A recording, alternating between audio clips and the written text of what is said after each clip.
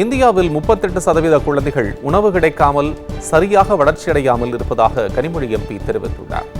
தூத்துக்குடி ஆரோக்கியபுரத்தில் உள்ள விவிடி நினைவு தொடக்கப்பள்ளியில் முதலமைச்சரின் காலை உணவு திட்டத்தை கனிமொழி எம்பி தொடங்கி வைத்தார். அதனைத் தொடர்ந்து பேசிய அவர், இந்தியாவில் மட்டும் உணவு பற்றாக்குறையாலும் உணவு கிடைக்காமலும் தினசரி 3000 குழந்தைகள் இறப்பதாக தெரிவித்துள்ளார். இந்நிகழ்ச்சியில் அமைச்சர் கீதா ஜீவன், மாவட்ட ஆட்சியர் லட்சுமிபதி உள்ளிட்ட பலர் கலந்து கொண்டனர்.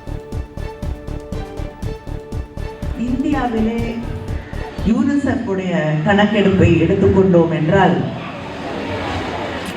மிக குறைவாக வளர்ச்சி இருக்கக்கூடிய குழந்தைகள், உணவு கிடைக்காத காரணத்தால் வளர்ச்சி சரியாக இல்லாத குழந்தைகள் 38% இந்தியாவிலே இருக்கிறார்கள் என்று யூனிசெஃப் மட்டுமில்லை, இந்திய கணக்கெடுப்பின் அரசு கணக்கெடுப்பின் ஆய்வுகளின்படி கூட அது தெரிவிக்கப்பட்டிருக்கிறது.